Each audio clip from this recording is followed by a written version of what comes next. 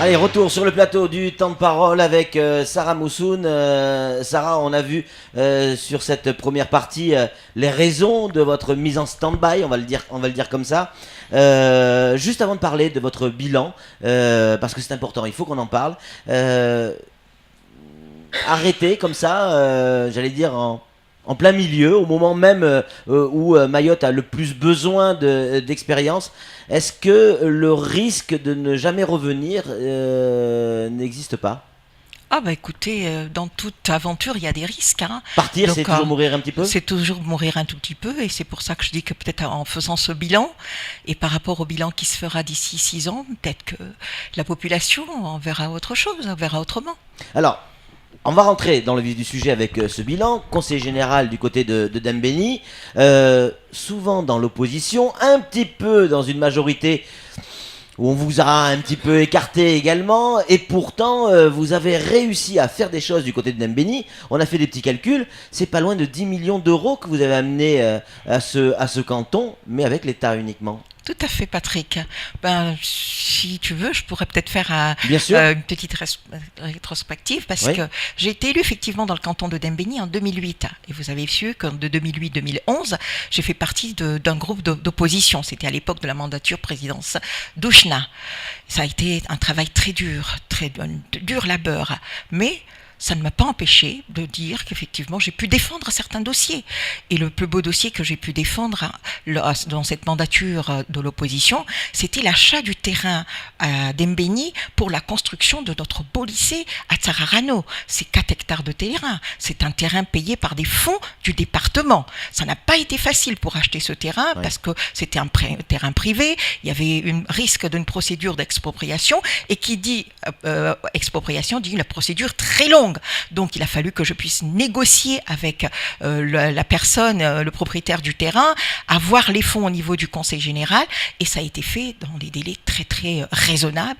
Et aujourd'hui, la population de Dembéni peut être fière d'avoir ce beau lycée avec 2 enseignements, un enseignement général et un enseignement technique.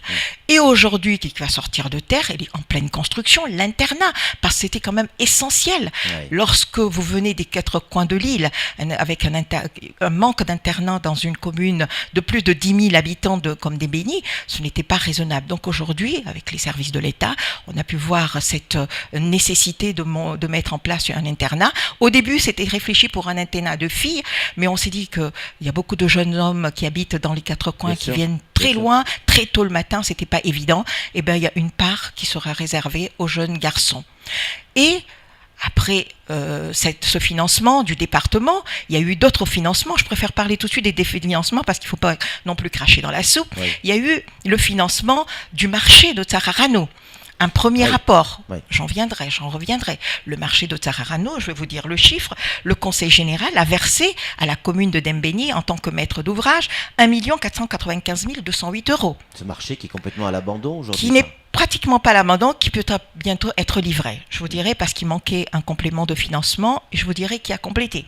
Il y a eu toujours à cette même période 300 000 euros pour l'aménagement du plateau polyvalent d'Ongojou, toujours du département. Et il y a eu aussi pour l'aménagement du plateau d'Ajangois, toujours pour un montant de 510 000 euros. Donc ce qui veut dire qu'au niveau du département, en 2008, j'ai pu quand même, malgré en étant à l'opposition, avoir ces financements-là. De 2011 à 2012, j'ai participé à une majorité de Oui. mandature d'Agnel Zaidani. Oui. 2011 à août 2012. Oui. Et ça n'a pas été facile pourtant. J'étais 2e vice-présidente, chargée de l'action sociale et de la santé. J'avais un challenge, et il fallait absolument que j'arrive dans les délais, c'était la mise en place du RSA. Malgré les difficultés, le déficit et tout ce qu'il y avait, j'ai pu batailler. Et je peux remercier aujourd'hui la personne que j'avais mis à la tête de la mise en place de ce RSA, notamment, je lui rends hommage aujourd'hui, c'est Mwenjie, qui est un bosseur, qui a travaillé, et sans avoir eu besoin d'embaucher d'autres personnes, en faisant du redéploiement, en faisant de la formation sur ce personnel, nous avons pu, au 1er janvier, mis en place le RSA, avec Sacrée avancée. sacrée avancée pour les Mahorais, même si aujourd'hui on ne voit pas encore les effets. Ça viendra, parce que moi, ce que je dis aujourd'hui, Ça commence quand même. il ne faut pas voir le fait d'avoir des sous la monnaie sonnante, mais il faut surtout voir ce qu'il y a derrière l'insertion professionnelle, l'insertion dans toute sa splendeur, qu'est-ce qu'il faut dire. Et mettre en place, revoir les unités d'action sociale, parce qu'il fallait voir dans quel état travaillaient ces personnes. Donc, jusqu'à maintenant encore, il y a encore des difficultés, ça n'a pas été facile de remettre aux normes ces unités d'action sociale, il y a encore du chemin à faire. J'ai revisité les PMI, j'ai voulu mettre en place un plan de travail pour remettre aux normes ces PMI, mais avec ce qui est arrivé, j'ai quitté cette majorité, donc du coup, parce qu'il n'y a pas eu d'entente, et je le dis aujourd'hui, parce que lorsqu'on est dans une majorité, j'estime qu'il faut aussi avoir le respect de l'autre, il faut, lorsque l'autre a des besoins dans son canton, qu'on puisse être suivi, et c'est ce qui a fait le clash, peut-être le redire aujourd'hui, c'est lorsqu'il y a eu ces financements pour faire la Dembéni, que le président du Conseil général ait retiré les dossiers de Dembéni en disant qu'il n'y avait pas d'urgence. Et pour moi, je dis qu'il n'a pas été un bon père de famille. Il n'a pas joué le bon père de famille à cette époque-là, mais c'est du passé aujourd'hui. Et c'est ce qui m'a permis, en me disant aujourd'hui, lorsque j'ai quitté cette majorité d'être à l'opposition, de me dire, écoutez, maintenant il faut que je pense un peu à moi. Penser à moi, c'est penser à mon canton. Parce que j'ai été élu par la population de Mbéni avant tout. Oui. Donc vous êtes allé voir l'État ? Je suis allé d'abord, avant d'aller voir l'État, je me suis dit, qu'est-ce que va me dire la population à la fin de ma mandature? Qu'est-ce qu'elle a apporté dans la commune de Dembéni? Et en décembre 2012, je me rappelle très bien, j'ai retroussé mes manches, je me dis, écoutez, il ne reste qu'une seule chose et j'espère que je vais être suivie. J'ai pris la barre, je suis allée voir les services de l'État, notamment le préfet de l'époque, M. De Gosse, et je lui ai dit, voilà, j'ai des besoins. J'ai de besoins parce que c'est l'intérêt général. Ce n'est pas pour Sarah Moussoun que vous allez financer, mais vous allez financer pour tous les enfants de Mayotte. Et qu'est-ce que j'avais demandé à cette époque-là? Un financement pour le rond-point d'Iloni. Parce que vous savez, le rond-point d'Iloni vous a fait un dispensaire, vous avez une école maternelle, une école primaire, le collège, et vous avez l'accès à l'UFR. Donc les accidents étaient nombreux dans ce lieu-là. Donc il fallait absolument réfléchir à faire quelque chose pour éviter tous ces problèmes qu'il y avait. Et il y avait aussi un problème au niveau du lycée de Dembéni où il fallait sécuriser l'accès. Et tout ça, c'était des financements qui devaient normalement arriver du département et de la commune. Mais les départements n'ont pas voulu me suivre, ces fameux dossiers que le président avait retirés à l'époque en disant que ce n'était pas une urgence. Alors pour moi, c'était l'urgence. Les enfants avant tout, la sécurité de nos enfants avant tout. Donc, mais écoutez, le préfet me dit, écoutez, vous savez, ce n'est pas mon rôle, hein, vous êtes du conseil général, à vous de trouver le financement, mais je vais voir ce que je peux faire. Et en 1er janvier, j'ai eu c'était le cadeau de fin d'année, de la Saint-Sylvestre, j'ai eu les services de l'État qui m'ont appelé en me disant, écoutez madame, nous allons vous suivre, nous avons des fonds qui sont là, nous allons vous suivre, et nous vous donnons ces 3 millions pour faire et la sécurisation du lycée de Tsararano et le rond-point d'Iloni. Et j'en suis fière aujourd'hui, parce que tout le monde, lorsque vous circulez aujourd'hui, lorsque les bus arrivent au lycée de Tsararano, il n'y a plus ces accidents, il y a plus ces problèmes autour de nous. Et ce n'est pas tout. Il n'y a pas que ça. Il n'y a pas que ça. Je peux vous les citer aujourd'hui. On a parlé du marché où le Conseil général avait déjà versé les 1 495 000, mais il fallait le terminer. Mais pour des problèmes politiques, le département a bloqué, alors qu'un avenant a été pris pour verser ce financement, le versement n'a pas été fait. Je suis allée encore cogner. Je peux remercier aujourd'hui, je dis aujourd'hui, et c'est une fierté pour moi, ce n'est pas une honte, et je le dis aujourd'hui, l'État s'est investi dans tous les domaines, dans la commune de Dembéni, et tout ça parce que j'ai joué un bon partenariat avec les services de l'État. Je n'ai pas eu peur d'aller dire que voilà, il y avait des besoins, et les dossiers étaient déjà prêts. Donc pour moi, c'est une fierté aujourd'hui de dire que l'État, quand certaines personnes disent que l'État ne fait rien à Mayotte, je donne cet exemple, et j'espère que pour les autres élus qui viendront demain, qu'ils n'auront pas peur d'aller cogner à la porte de l'État. Donc pour terminer sur cette histoire de marché, l'État a versé pour le marché 1 230 471 €. 1 430 000. Donc au total, ça fait quasiment... pour le marché, plus que presque... Que pour le marché. Pour le marché, pour le marché. Et ce n'est pas tout. En tant que maîtrise d'ouvrage pour la commune, il y a eu 50 000 € versés par l'État pour la gestion des eaux pluviales. Nous avons eu, ce que j'ai dit, Iloni, le rond-point d'Iloni, et puis la sécurisation. Donc voilà, vous faites le total, vous verrez à peu près. Plus les montants du département, mais en plus de ce que l'État a versé dans la commune de Dembéni, c'est investi, parce qu'aussi, il faut assainir Dembéni, parce que y a une université, il y a des collèges, il y a des gens qui veulent habiter, il y a des gens qui veulent vivre. Donc l'assainissement, c'est quelque chose d'important. C'est clair. Eh bien, un financement des opérations sous maîtrise d'ouvrage du SIAM, du syndicat des eaux. Il y a eu pour un montant global de 6 324 600 €. C'est pour vous dire qu'en rajoutant tout ça, c'est plus de 10 millions que l'État a investi dans la commune de Dembéni. Ça, c'est votre mandat, vous en êtes C'est mon mandat aujourd'hui. et j'en suis fière, et j'en suis fière, et j'en suis fière. Et ça, je défie n'importe quel élu aujourd'hui de la majorité de me dire, dans son canton, combien il a apporté à son canton. Qu'est-ce qu'il a fait pour son canton? Moi, aujourd'hui, je peux partir tranquille.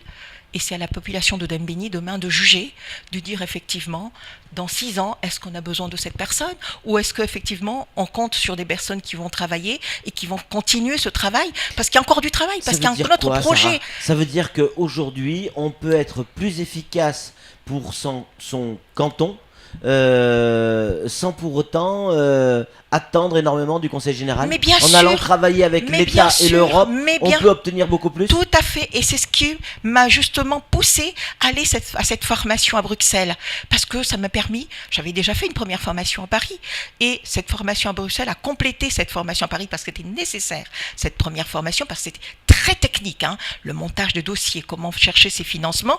Donc aujourd'hui, même en n'étant pas élu, je peux dire, voilà, voir les élus qui seront là, leur dire, écoutez, il y a un besoin dans notre territoire, qu'est-ce que vous avez comme projet? Est-ce qu'on y va ensemble? Ok, moi je peux aller, je peux vous aider, on peut aller soit dans les services. Les partenaires sont là, que ce soit au niveau national, que ce soit au niveau local ici, au niveau de l'État, il faut aller travailler. Donc pour moi c'est ça le plus important, le travail que vous faites, ce que vous donnez pour votre territoire, pour vos administrés. Et ce n'est pas fini. Lors de la visite du préfet, lorsqu'il a fait sa visite communale à Dembéni, je l'ai recité, je lui ai dit l'apport de l'État dans la commune de Dembéni, parce que pour moi c'est une fierté de dire que j'ai travailler avec l'État. Quand quelqu'un ne veut pas travailler avec vous, il faut chercher un partenaire qui accepte de vous financer. Et donc pour moi, c'est ce que j'ai fait aujourd'hui. Et j'en ai profité pendant son déplacement à Dembéni, lorsqu'on a parlé de Mayotte 2025, et j'en suis fière encore aujourd'hui. J'étais celle aujourd'hui qui a fait cette proposition de dire aujourd'hui que nous avons un foncier énorme dans la commune de Dembéni. Mais il faut faire un audit, il faut savoir, parce que nous avons demain les logements sociaux à faire, parce qu'il faut construire Mayotte, il y a les écoles à construire. Mettons en place une commission de révision du foncier. Et je suis aussi fière aujourd'hui de le dire que de l'avoir prononcé ce mot, parce que j'ai cru comprendre lors de son déplacement à Chiconi que les élus de Chiconi ont fait aussi cette proposition. Parce qu'étant dans le domaine de la commission de révision de l'état civil, j'ai vu un peu comment ça travaillait et il y a une efficacité et il n'y a que dans cette instance de commission de révision du foncier que si toutes les communes participent, pourront faire un état des lieux de leurs besoins du foncier dans le territoire de Mayotte. Sam ? Pardon. On va rappeler aussi dans votre bilan d'avant mandat, vous avez été la présidente de la caisse primaire d'assurance maladie à Mayotte, vous l'avez transformée en caisse de sécurité sociale. Merci Samuel de le rappeler. C'est vrai, j'ai eu un gros challenge, c'était la mise en place effectivement de l'assurance maladie. Ça n'a pas été facile. On est passé de la CPS, caisse de prévoyance sociale, à caisse de sécurité sociale de Mayotte, et c'est ce qui m'a permis de me mettre en réseau au niveau national, parce qu'étant présidente de la caisse, j'ai participé à une instance qui s'appelle le CTI Sud, le comité technique informatique national, où j'étais la première vice-présidente de cette instance, et c'est ce qui nous a fait booster pour tout le matériel informatique de la caisse de sécurité sociale aujourd'hui à Mayotte. Et je suis fière aujourd'hui, lorsqu'il a fallu mettre en place cette instance, avoir formé des jeunes Mahorais qui sont des cadres responsables aujourd'hui à la caisse sociale. C'est une fierté pour moi. Sarah, une question d'un auditeur qui nous dit elle soutient qui pour sa circonscription pour les cantonales qui arrivent? Eh bien écoutez, cette question, je ne voudrais pas le répondre aujourd'hui. Mon bulletin, je le mettrai dans l'urne. La personne qui sait que je soutiens, c'est déjà qui sait, elle se reconnaît. Ouais. Moi, la personne qui se déplace, qui vient me voir, qui vient défendre son dossier et qui se bat. Et moi, je pars du principe aujourd'hui, je dirais, pour défendre un candidat, il ne faut jamais regarder l'étiquette. Il faut regarder la compétence, la personne si elle est consensuelle, la personne si Est-ce que c'est elle encore est trop possible, ça, proche. Sarah, la couleur politique? Est-ce que aujourd'hui Nous avons- quelqu'un de gauche peut véritablement travailler avec quelqu'un de droite? Tout à fait. Vous y tout à croyez, fait. vous, J'y encore crois. Parce qu'aujourd'hui, nous, à Mayotte, il ne faut pas se comparer au niveau national. Au niveau national, on peut se dire, mais Oui. aujourd'hui, dans ce territoire où les partis politiques sont complètement disloqués, franchement, il faut voir. Non, on peut travailler avec des gens, mais il faut aussi que ces personnes-là jouent franc jeu avec vous. C'est tout. Sam, Dans cette nouvelle vie sans mandat à laquelle vous vous préparez, quel sera votre premier grand chantier, s'il y en a un? Alors, il y a mon premier grand chantier, je vous l'avais dit déjà au début, c'est de faire avancer cette association. Je reviendrai ici avec l'équipe pour vous l'expliquer dans toute l'expliquer le but de cette association qui est en cours d'enregistrement, parce que le besoin est là, énorme. Quand je vous parle de ces jeunes, de ces personnes en difficulté, de l'insertion, et on va se mettre au travail. Et c'est ça le grand chantier pour moi. Sarah Moussoun, il nous reste 1 minute. On vient d'entendre votre bilan pour Dembéni. C'est vrai qu'il est impressionnant quand on met tout bout à bout comme ça en 10 minutes. Vous partez sans aucun regret aujourd'hui? Sans aucun regret, mais je profiterai quand même. Je ne pourrais pas partir d'ici sans pouvoir quand même dire quelques mots. Je dis dans tout ça, dans ce travail, dans cet effort que j'ai mis dans toute ma fougue pour pouvoir avancer, même si certaines personnes peuvent critiquer, c'est normal. Et d'ailleurs, moi je dis que la critique n'est qu'une bonne chose parce que c'est ce qui vous permet de mieux vous relancer. J'ai une grande pensée pour mon époux parce qu'il a été toujours très très proche de moi. Il m'a soutenu, d'ailleurs c'est lui qui m'a lancé en politique et c'est le vœu que je souhaite aujourd'hui aux prochaines candidates de demain, que les époux puissent être à côté de mon époux. A été très très proche de moi, m'a soutenu, mes enfants étaient très très proches de moi, m'ont soutenu. D'ailleurs ils n'ont pas compris à un moment donné quand je leur dis que je n'allais pas me représenter, il a fallu que je leur explique en long et en large le pourquoi, donc c'est tout à fait normal. Les amis, j'ai beaucoup d'amis qui me soutiennent aujourd'hui dans cette perspective, dans cette nouvelle vie, et même les anonymes que je ne connais pas, qui par leur texto m'ont soutenu à des moments difficiles. Il y a eu des moments difficiles à l'hémicycle quelquefois, il a fallu avaler, mais à un moment de sortir, il fallait rentrer chez soi, et quand vous savez qu'il y a une épaule qui vous attend et qui vous soutient et qui ne vous critique pas dans tout que pour dire du mal, c'est important, et ça, chapeau. Bel hommage à son mari. Merci Sarah Moussoun d'être venue sur ce plateau. Non, ce n'est pas un adieu, c'est un simple au revoir. Alors, au revoir Sarah Moussoun. Au revoir. C'est tout pour ce temps de parole. Tout de suite, la suite de nos programmes.